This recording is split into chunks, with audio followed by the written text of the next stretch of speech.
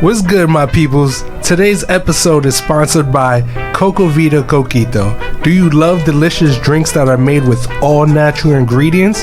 Then you're gonna want to try Coco Vida Coquito, the Puerto Rican version of eggnog that tastes even better. This delicious drink is made with fresh ground cinnamon, pure vanilla, and coconut, and it's perfect for any occasion.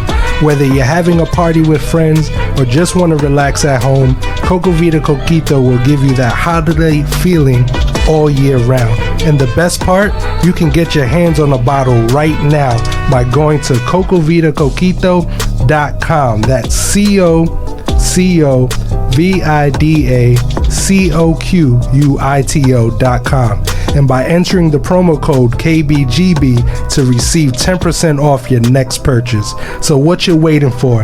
Head over to Coco Vida Coquito's Instagram page and give them a follow to stay up to date on all the latest deals and events. And don't forget to order your bottle today to taste the richness and love of Puerto Rico in every sip.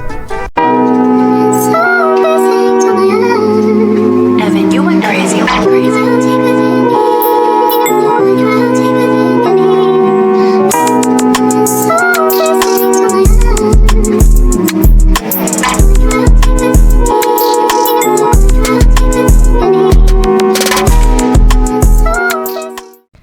Welcome to the Know Better, Grow Better show.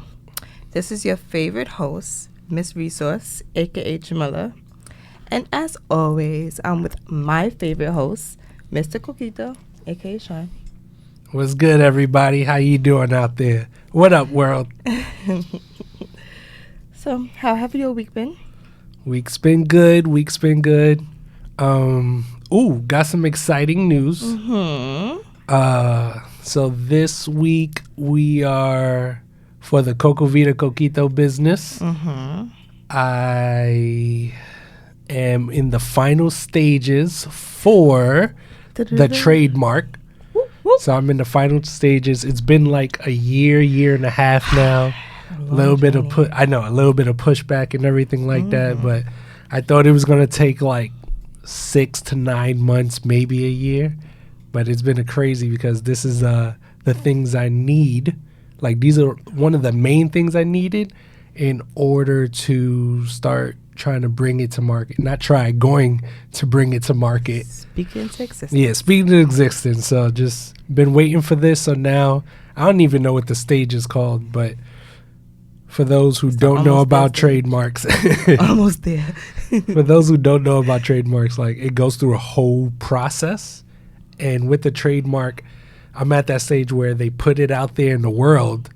And if nobody like says, oh, that's mine or close to mine or rebuttal it, then they finally give it to me for final use. I can use it now, but the officiants on the back end wants to make sure I completely have 100% ownership and no pushback. Because once you like print 3,000, 5,000, 10,000 labels, and then they're like, yeah, that's mine, or I have to change the color or something, then I'm screwed off, and then I have to take it down from the shelves of the stores and stuff, and that's an ugly, pricey process from what I heard. So almost official tissue? Almost official tissue, so hopefully, well, nobody's going to refuse it in this trademark world. So I'm excited about that. Oh yeah. So what's up with you? Anything exciting with you? Nothing crazy happened this week. Nothing that exciting. It was just like our 2-year anniversary. Ooh. Regular. Feels like 20 years, but well, we've known each other that much, but I know, right? So yeah, we had a good night. Went out to eat. Had a nice Italian restaurant because, in my past life, I thought I was Italian. So I love Italian food that much. So went to an Italian restaurant. Then went to a comedy show at night. But we had an interesting time at the restaurant. It was definitely interesting. It made me think. Tell the people what you was thinking about. So at this restaurant, right? Let me see. I'm not cheap. I watch my money, right? So there's an app out there Maybe I'll put it in the notes so we could both get a percentage off. I'll think about Put it. the code in. Yeah, I put the code in. But there's an app out there that lets you basically try 5-star restaurants for a very inexpensive price. So of course, the Italian restaurant was a 5-star Michelin rated restaurant. I found the coupon for it, so it's basically half price. So when all you have to do is make sure you make reservations and everything. So we go to the restaurant, we sat down. It was literally, which we didn't know till after, it was the owner of the restaurant and then like 2 of his servers. Yeah. But we was like the only ones in there. It was like us and 2 other tables. So not busy, no nothing. So when we first get greeted, it was the regular server. So, of course, in the beginning of the meal, just like when you get your Groupons or anything, you got to say, hey, I have this Groupon. So I told him, and he was like, oh, okay, hold on. So he goes in, not knowing at the time, tells the owner that I have it. He said, okay, he scans it and everything. But then our server switched to the owner. But then the whole, like, and not in a negative way, but the whole energy like shifted. So I was asking Jay, I was like, all right, I don't know if you noticed, but when we first sat down, we had the regular server. And he came with the fire energy and everything like that. But then once we showed the coupon, then the not knowing at the time owner, he's the owner, right? The restaurant's named after him. Oh yeah, so the owner comes serve us, but we didn't have bad service, but the service changed because of we had that. The other guy, looking at him with other people, he was really interactive. He came in, he checked on them, he joked a little bit. The server just asked for our food, and ate everything at one time and left. Make sure the food came out, and that was it. And that's it. They filled our waters maybe once. But overall, so then I guess my question was like, was they looking at us because we were the only people of color in this Italian 5-star Michelin rated restaurant? So was it like, oh, they was like, oh, they probably, and you know, I come from the restaurant background, so don't get me wrong. A lot of our people are cheap. But we tip. Right, but we still tip good no matter how the service is, right? Because God will give back in 10 folds because we are givers and not borrowers. So I think that, I don't know, was it because we had the coupon? I don't know, because we was people of color, like the mix of the two. I don't know. He was, when we came in, he was sitting right at the table next to us, and then when we sat down, he moved. Who? The owner. Was he? Yeah. I didn't realize that. He moved all his stuff. I thought that was interesting. So I don't know. I don't know if it was us. Was it, because it's you have a coupon. My server doesn't need to work that hard, so I'll just take care of it. Like, what could have been. Not really I don't know. But guys, I tipped them good. I tipped them 30% of what the full bill would have been. What the full bill would have been, not what I actually paid. So I don't know. But he still got paid good. Like I said, the service wasn't bad, but we got different service. But the food was great overall, right? You know how I feel about Italian food. There you go. You got your pasta, got your shrimp. Got my shrimp, and I got some wine. And some chocolate. That's all I need in my life. And then what did you have for your snack? I mean dessert. Well, my snack was... Listen. My snack was your tiramisu, and my dessert was my chocolate mousse. Wow. Don't touch my tiramisu. Too late. My tiramisu is banging, guys. I'm a sucker for tiramisu and tres leches. Wait. Did y'all know that when you eat cake, you're supposed to eat it with coffee and dip it into the coffee? And it makes it so much better. And it's like, I don't even know how to talk about how amazing that is. Tell them, how did you discover this? So for my birthday, we went to some restaurant. I forgot what it's called. But when we had dessert, the guy who took us out bought coffee for his cake. And I'm like, I love coffee, but I don't know why I need coffee now. He was like, it's for the cake. And I was like, okay. He said, you have to have it. I'm like, okay, I don't get it. I love coffee, but okay, I'll get it anyway. Got it. And he took his spoonful of his cake and he dipped it into his coffee and ate it. I was like, oh, I want to try that. Oh my gosh. It was so moist. It was just like. So now a new discovery. Every time So she every has time I shake. every time I have shake, Cake. I eat it with coffee now. It's just amazing. And I just had to share that. Okay, I'm done. Oh, man. I don't know. I mean, I like the taste of coffee, but I don't really like drink coffee-ish. All right, you're on punishment now because I like coffee and you're boring. So. It's because you know what it is? Dunkin' don't have my Dunkin' Chino no more. I don't know for the Dunkin' drinkers out there, they don't have the Dunkin' Chino, and I'm a little bit upset. That's what the half, what is it? Oh, half hot chocolate, half coffee. But this is coming from the person who can't drink coffee because he goes crazy, because he thinks his heart is about to jump out of his chest. So you can't have coffee. It's not my fault I have a caffeine lack of tolerance for it. Such a disappointment. Well, you know what? I've learned though. So 1 cup of coffee, I think, is what, like 100 milligrams of caffeine. So I can take up to. It's just not enough caffeine. No. But I can take up to 75 grams of coffee. So the mix, right, is like half a cup of coffee and then half chocolate milk. It's a great combination. What? It's a science. Oh my gosh. Okay, so my little kid took me to get coffee and chocolate milk. What? What are you saying?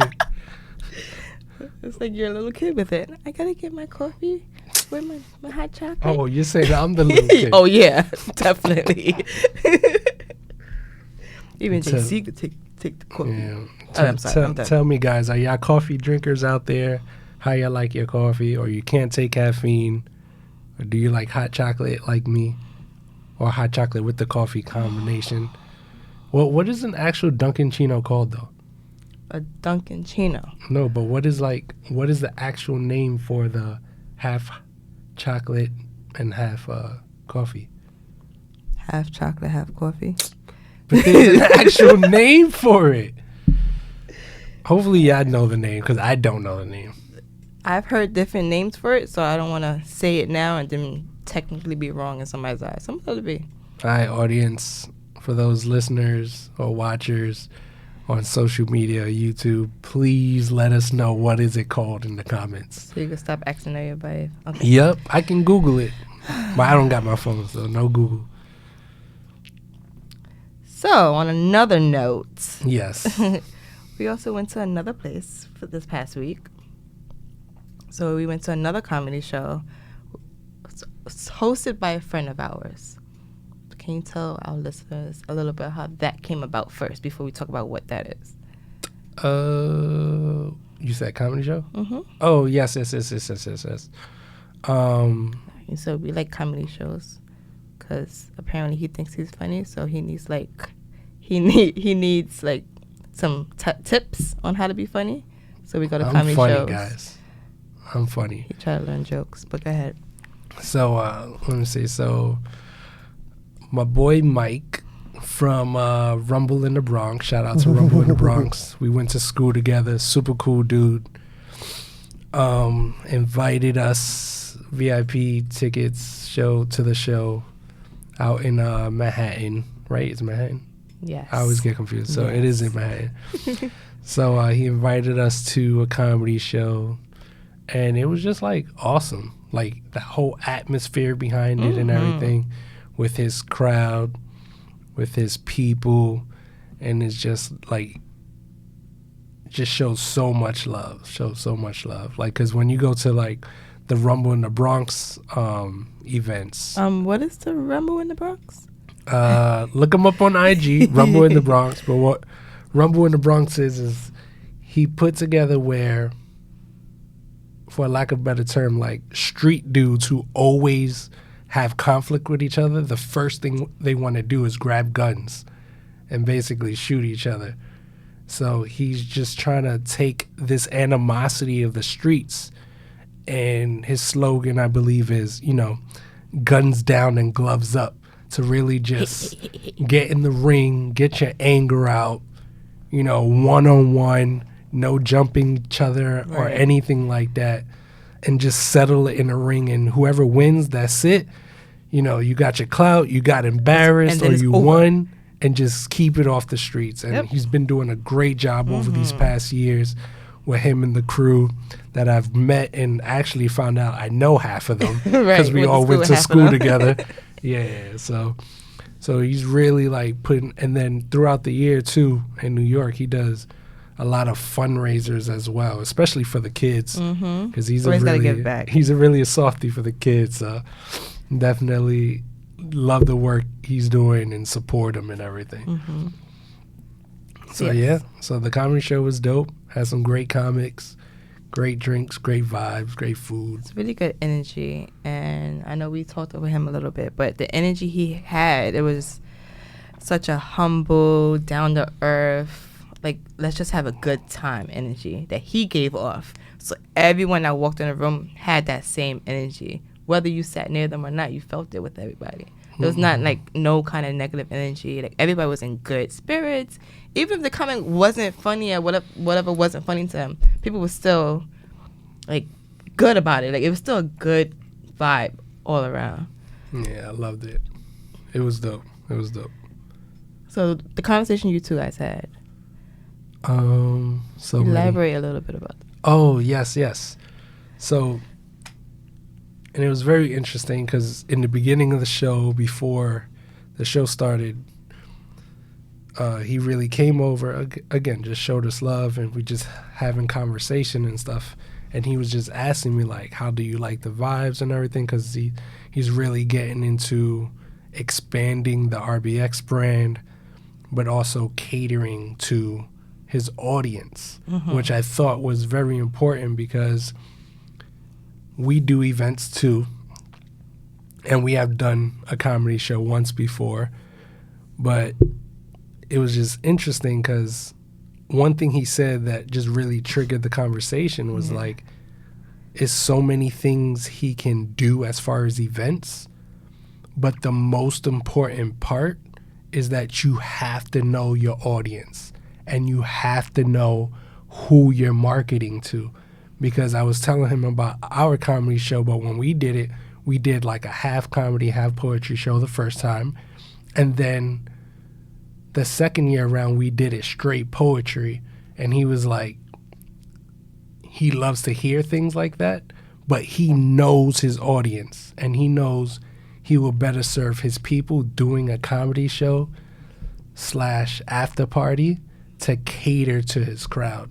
And I just thought, that's important, because we go into business or we go into, try to sell something, and we don't know who we're speaking to. And we always think like, if you do one thing, it's for everybody. But usually when you have this like broad audience, you're really catering to nobody. That's what you always say. You always say, if you're talking to everybody, you're talking to nobody. Exactly. So it's just really niching down, like, who are you really looking for, and who are you targeting? And you have to really look at, when you start off a business, we always say, listen, who's your persona, right? And that persona is like, build the character out of who you're trying to target. So I need to know their ages, right? I need to know their sex. I need to know the color of their skin. I need to know what language they speak. I need to know their culture. I need to know, what their salary range is. Because really, like, and I'll just give you an example too, just Toyota, let's say Toyota, have commercials because the people they cater to watch commercials and they watch TV, right? But you don't see these $1 million cars on TV because people buying $1 million cars 9 times out of 10 are they not watching these TV programs. And I'm not saying they don't watch TV, But Nine if times you out of want to 10 they're catch not. the 9 out of 10 people, it's not on the TV. So you have to actually place the cards out where they're gonna be at, and you know, and just throwing it out there. It could be anything, but they could be VIP at front row of the Garden. So you know you have to advertise at the front row of the Right. Garden. Because it ain't the people in the nosebleeds, no offense. I buy nosebleed seats, but but that's, you have to know how to advertise, how to pitch, and have that different language with different people. So I really respected him in that, just knowing like a lot of people don't know that. But you know why people don't do that. Like, you get why. Because people feel like if they do the niche and they narrow it down to one group, they feel like they're missing out on people. They feel like they're not there for everyone else. They're not available for other people. And if they feel like they're just, I'm not helping, I'm not doing what I'm called to do because I'm only focused on this one group, not realizing you start somewhere. You start in a small group, and then you can, once you are well with that group, then you can narrow it down to another group. And then you can go to another group, and then you can spread faster. But when you go into everyone, you can't get to all the hands. You have to focus on something small first, and then you could venture out to other spots. But people just get so scared. 'Cause I've thought about it. You get so nervous about, I can only talk about this one group. I can only talk to this one group. But that's who you need to focus on. You have to focus on somebody. And like, it's okay. Yeah, definitely. What the quote says, a snowflake does not feel responsible for an avalanche, right? You just take that one little snowflake and just let it roll down and let it accumulate, and it just gets bigger, and then eventually you'll get to everybody. Right. It's about creating that environment you want with those people. Mm-hmm. Then you can keep going. You could add more people to that environment versus just trying to get everybody in one room. Exactly. Just focus on one person, one group at a time, and just let it slowly just spread like wildfire. Just like one match, and then you burn down the forest. So that was a pretty dope conversation, and just at the end of the night, like you said, it was a good vibe, Really. good peoples. I talked to Mike after that too, so we're looking to do something together in the near future, and really like what that conversation will look like is like really dive down. It's like, okay, how can we meet in the middle where your people that you attract and my people will attract will both agree on this one type of event. And that would be an interesting structure to put together. So looking forward to doing that. That's gonna be fun. That's gonna be fun. It's always fun. It's important to give people opportunities, give people a chance to show what they can do, because then they'll bring their people, they'll bring their tribe with them, and then now you have a greater audience. Exactly. And then with that too, you how can I say it, like you crossbreed too. So like, and this is another cool thing too. So even if my people, let's say my audience like poetry, and then his audience like comedy, you can both do it at once.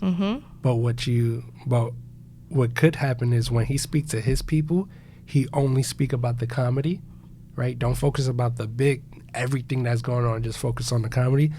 I'll just focus on telling my people the poetry. We meet in the middle, and then they start to crossbreed with each other because they're there. It ain't like they're gonna leave. So that would be an interesting like look as well. Right, like when we did ours, some people wasn't sure how they was gonna feel about it, but getting that mix of the different crowds and different energy from the different artists, people really enjoyed it.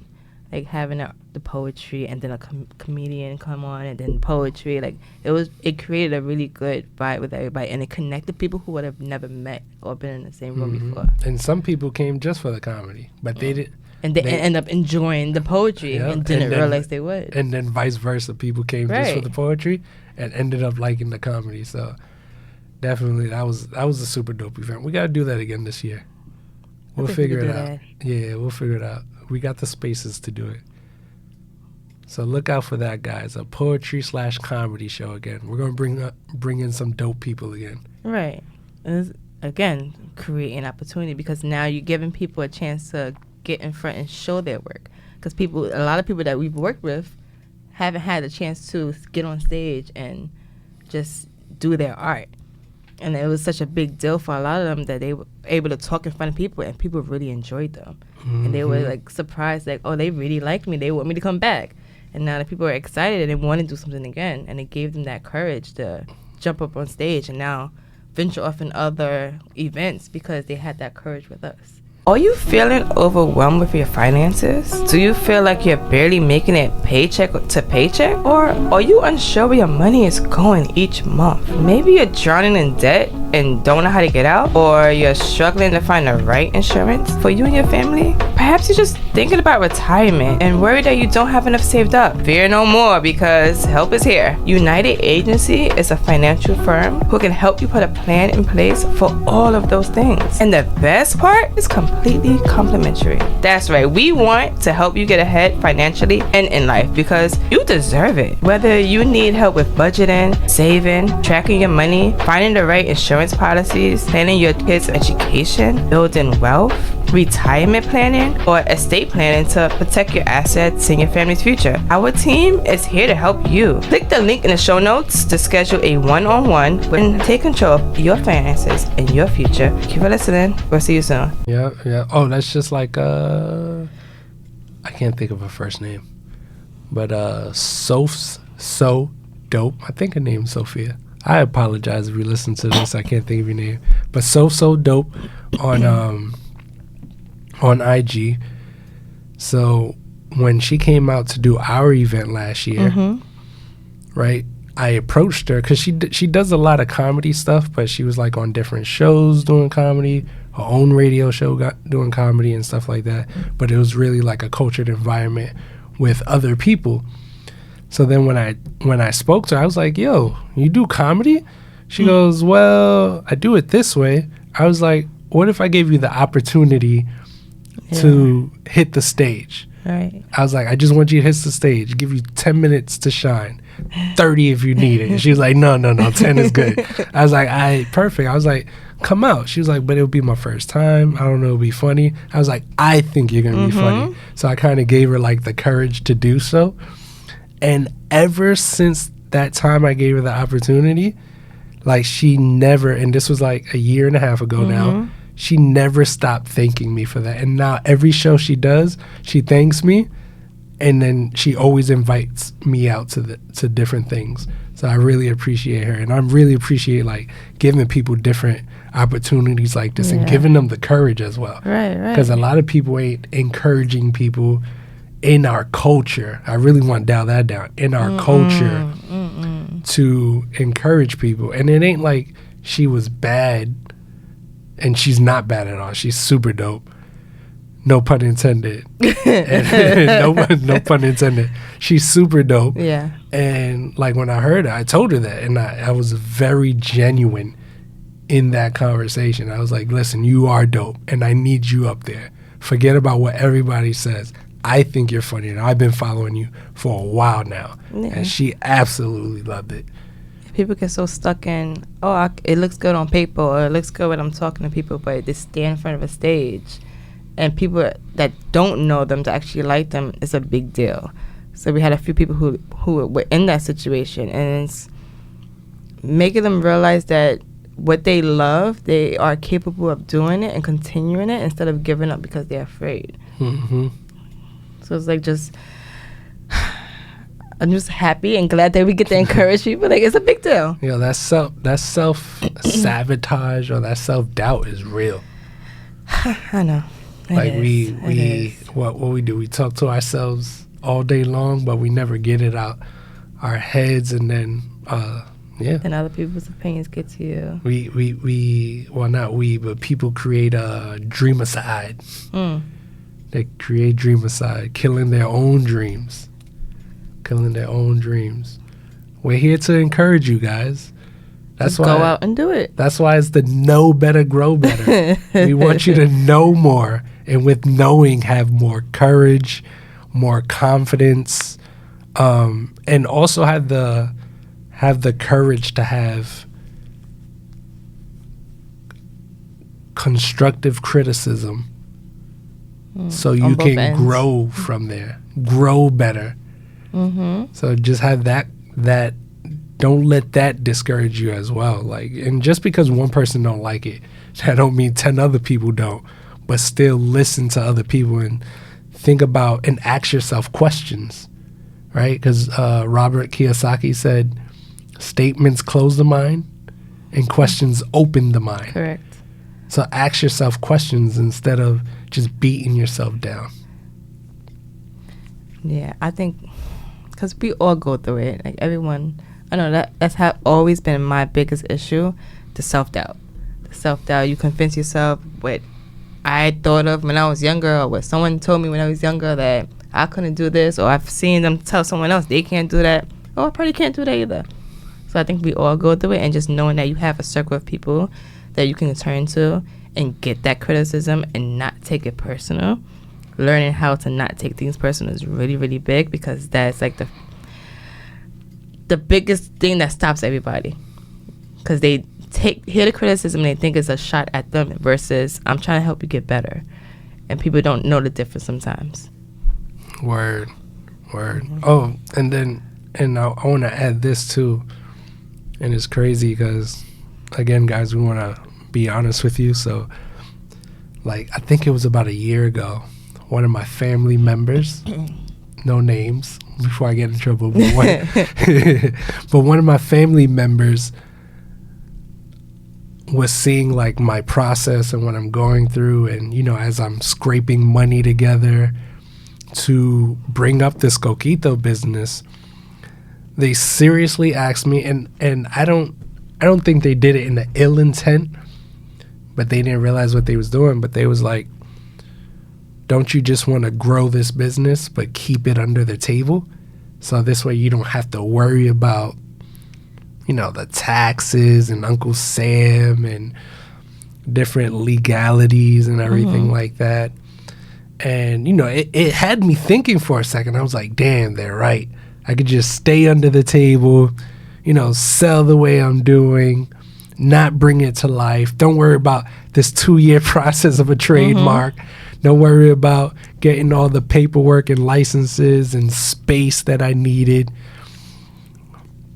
But then I had to tell them, and this is the only thing I told them, and it really just, and they responded like, you're right. But I told them, like, I didn't come this far just to come this far. Wait, say that again? I didn't come this far just to come this far. And it was like, we already started the process. Like, I'm trying to get grants. I'm trying to get different paperwork. I'm trying to get all this money together. So it forced me into getting an LLC. Then after the LLC, when I was trying to get grants and money, then it forced me to get a bank account. Then it forced me to get an accountant, a separate accountant for the business. Then it forced me to learn all these things. And I'm like, all right, I learned all these things just for somebody to tell me, don't do it anymore.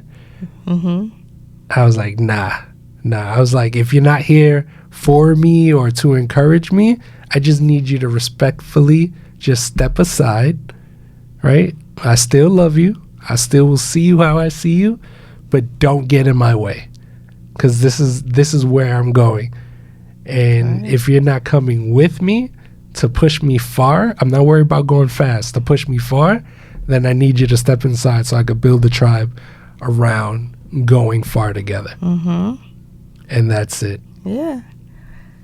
Like, even deeper. Like, look at it deeper. Because as you were saying it, I was looking at it from a different lens.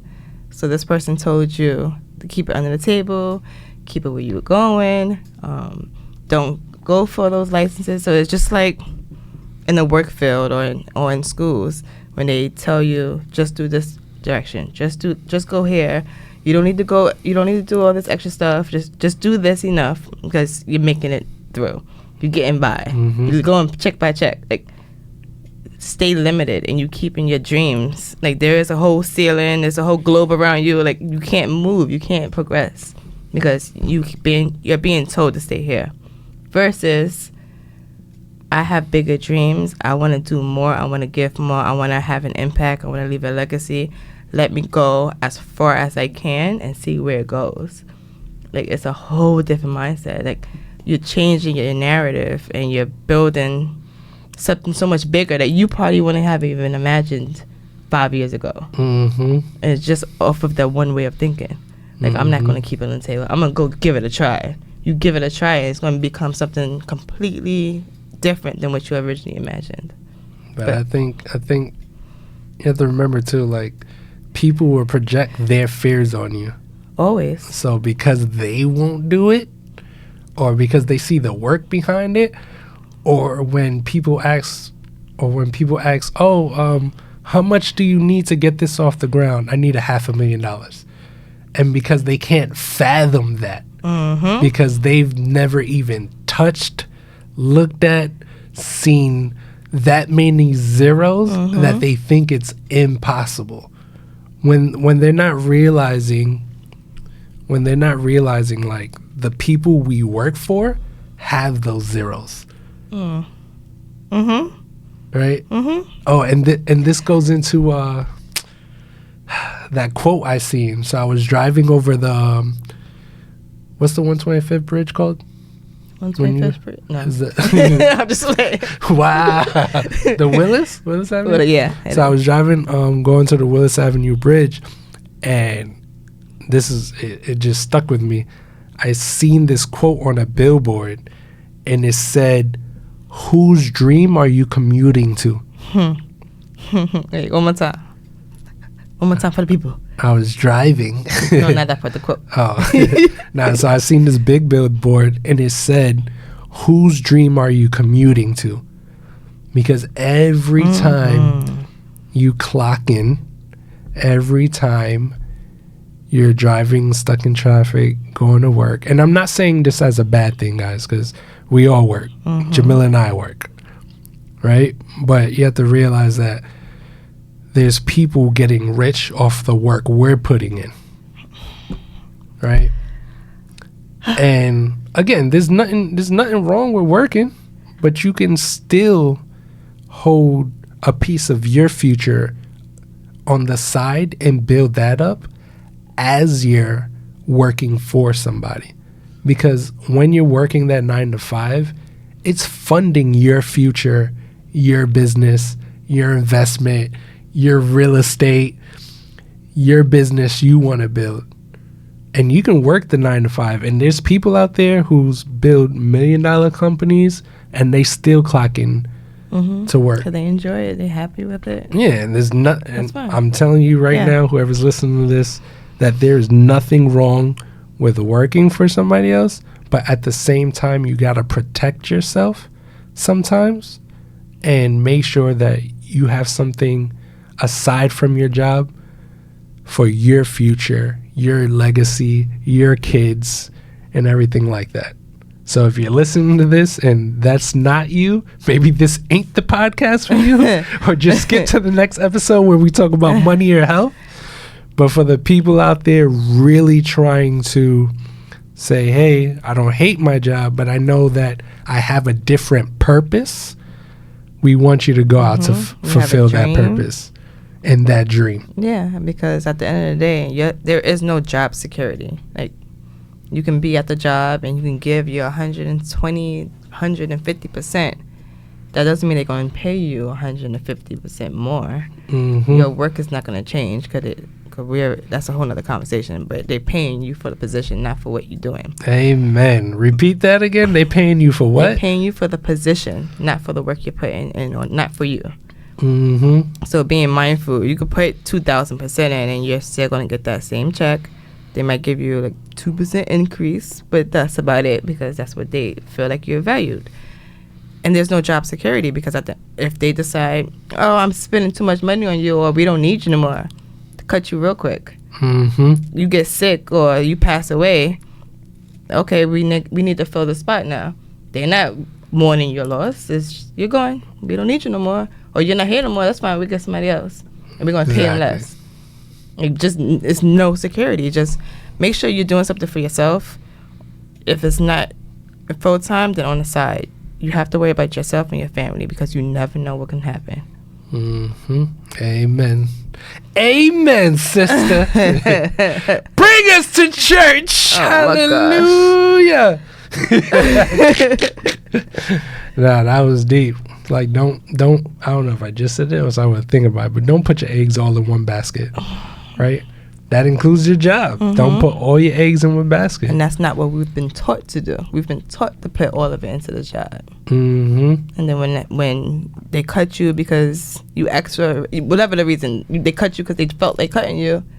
Now you're trying to scramble and figure out what to do. Yeah, and it sucks. We are in the 21st century now, so we can't, in a respectable manner, everybody. We can't listen to abuela, grandma, to say, hey, get a job for 40 years. Make sure you have a city job. Make sure you have a city or state job.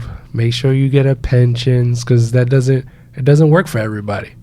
Make sure you put into your 401k. Make sure you put in a 401k. These things are not for everybody. So just make sure that you're really looking and weighing out your options and having them different options for whatever it is. For whatever it is. I know you had a conversation recently about this subject about job security, and then if that's taken away, then what do you do next? Oh yeah, yes. So I got to speak to the lady twice. Yeah, twice now. We got another meeting coming up, but somebody referred me over to somebody. So a new coaching client, and she asked for a raise. Well, her story is that, let me see, long story short, when pandemic hit, of course they took a little break. She works for a law firm.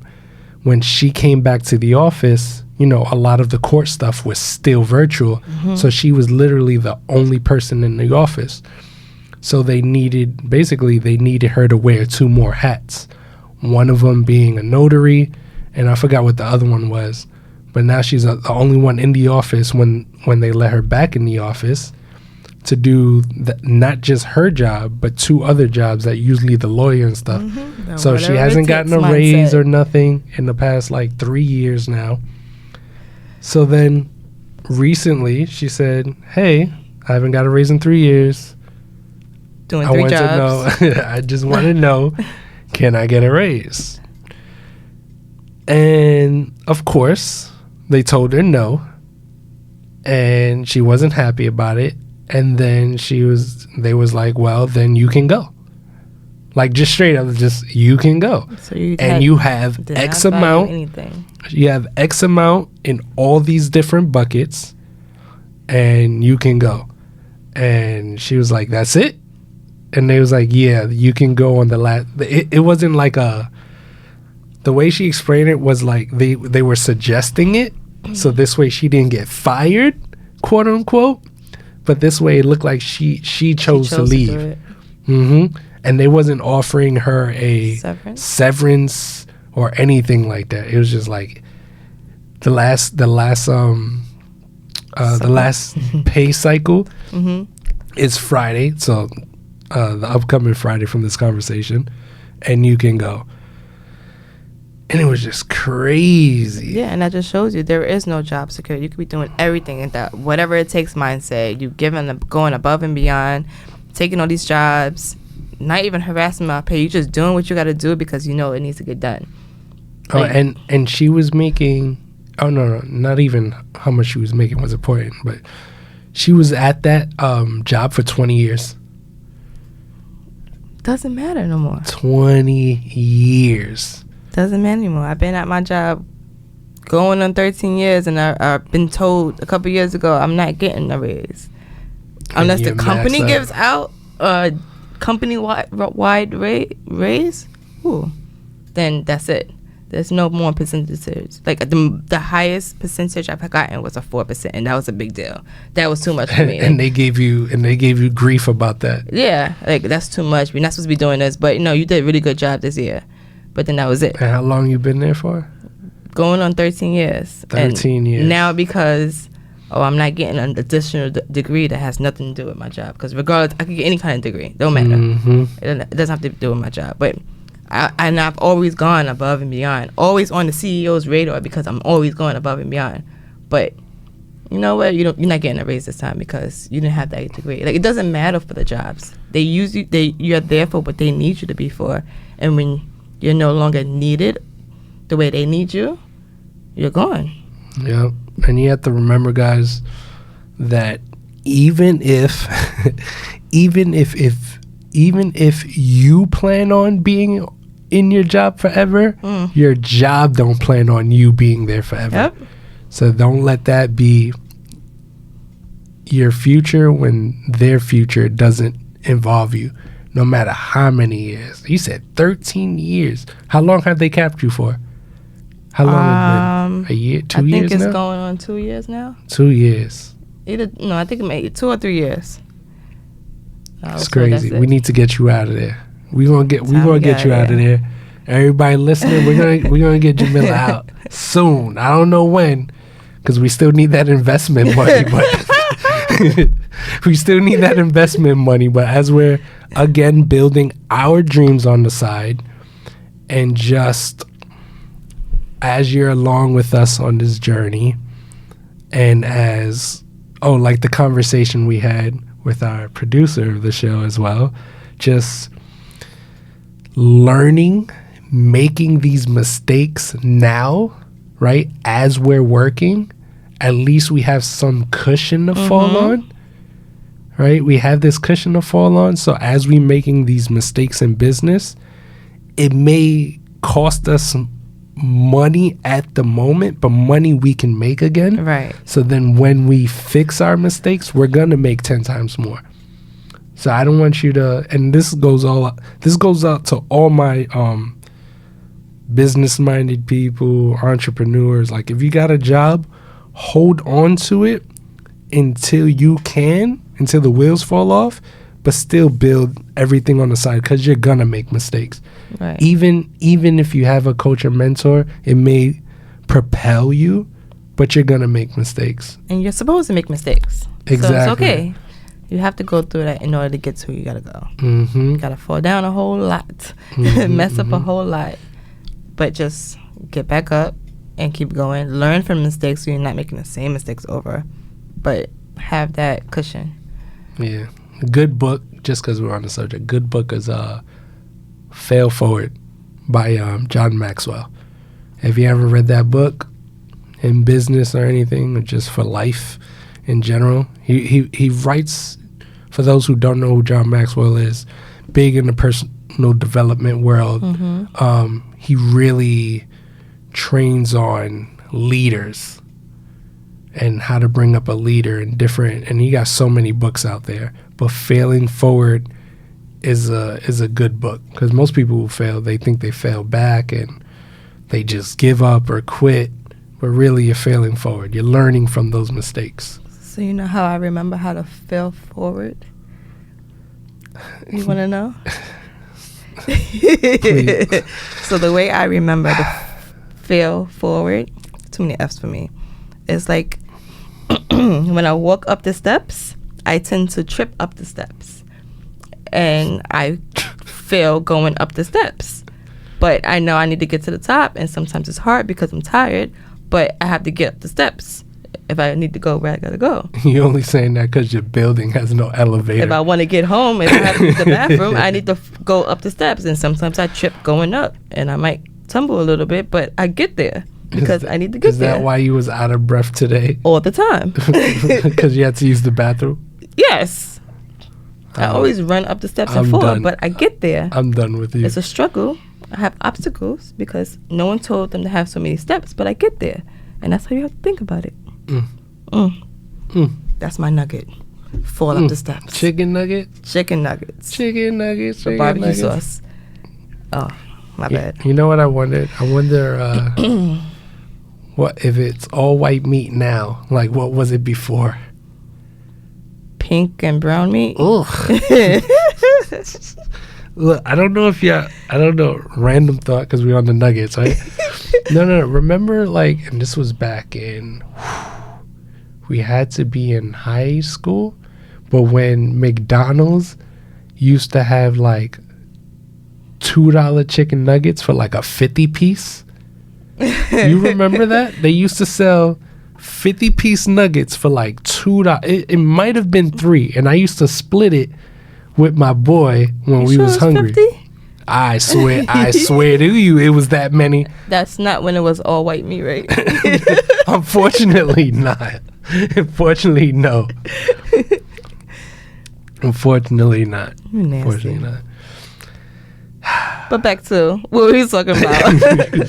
So recently in the news, Don Lemon, CNN, was let go of his job after 17 years and was shocked about it because he didn't know it was coming. No one spoke to him. Someone just told him, by the way, you don't have a job no more. But that just goes back to what we were saying about your job security and not being able to know that you have that position and make sure you have other things going on so that you're not left out. Think. I want you to really think about this, guys. Like, and I hope this lights a fire under you. Like, literally, you can go to your job tomorrow, and without us saying, they can be like, "We don't need you no more." Like, they have that control over your life, right? They can literally just, and then most people, especially if you're not in New York, we're really big on unions and everything like that. So, like with union jobs, you know, you can't really just get fired. It's got to be a whole process. But every job is not like that. A lot of people are at will, and at will, you can just walk in and get fired, and they don't have to give you not a zit explanation. So good. So if you're in a union job, keep it, because they can't just fire you like that. Because like one of my boys, when COVID hit, he worked for the hotel industry, but of course, you know, that went down, and he didn't have a job for 3 years, and they tried to fire him because he haven't worked in 2-3 years. But because he was in the union, they protected him. Boom, boom. Yep. And they was like, well, it's not his fault he don't have work. Right. It ain't like he ain't trying to come to work. So definitely, you know, the union jobs really protected him. But the at will, definitely, you could just walk in tomorrow. And I've always been at will. I don't know what it is to work a union job. But I've been always an at-will employee where I could just walk in and get fired. And that really, like, seeing all of this, especially like with the Don Lemon thing and everything, and we'll save that for another pod. Like, before that happens, like, how do you set yourself up for success, like, prior to getting fired? So if you do get fired or even ready to quit, how do you prepare for that? So maybe we'll talk about that next week on how to prepare for that. For that instances. We're in that state right now, preparing for that. So I could just walk in and be like, I'm done today. I can't. You know what? I can't wait. And I play this in my head where I could just come to your job and then be like, F you. F you, you're cool, I'm out.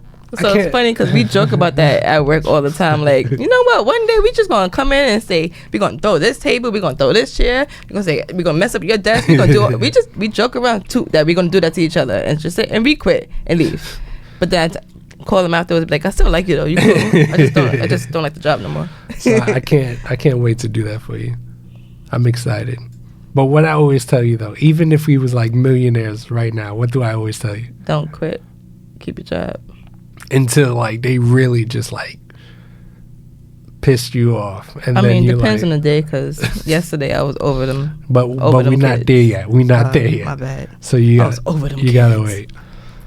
Yes, I think next week we'll jump on the financial topic of the lady I'm coaching and the whole Don Lemon situation. And even though he makes good money of such, that doesn't mean he's not living paycheck to paycheck, or that doesn't mean he's not in a financial crisis.